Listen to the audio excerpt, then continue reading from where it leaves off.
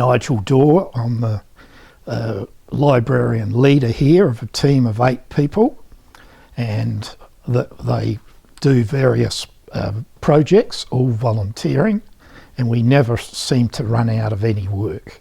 We've got the photographic section over on my left, which has a huge collection of photographs which we're progressively digitising and labelling. So if we get a request from a member of the public, or we need the usage in the museum, we can go straight to the photo.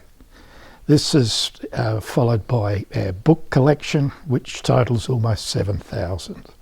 And most of those come from donations since when the museum started back in the middle 80s.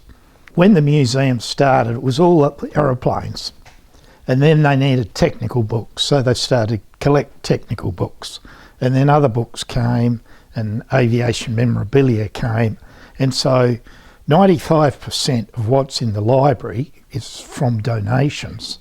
So the general public have been very generous, and we've got a good reputation of the way we manage our collection. And we've got a standard, and we need to keep that up. We have a terrific collection of pilot and logbooks from other positions in the aeroplane, like air gunners and navigators. We like to collect originals, but our big push is to photocopy logbooks, because the most important thing is the information, because it's the airman's diary. And so we've got a valuable collection of those, and they're very useful for historians and researchers, because we make our library open to for the general public for specific reasons. In the future, we intend to digitise when we have the time. That's the big thing.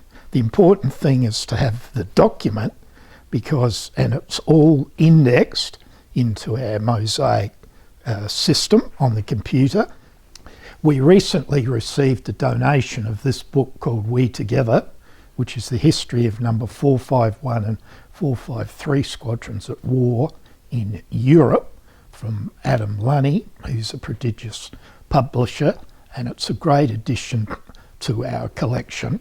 The next one came from Max Hastings, called Chastise, and it's the story of the 617 Squadron, and written in really good detail, and the author brings the story alive, and you almost feel as though you're riding in the Lancaster on those damn raids.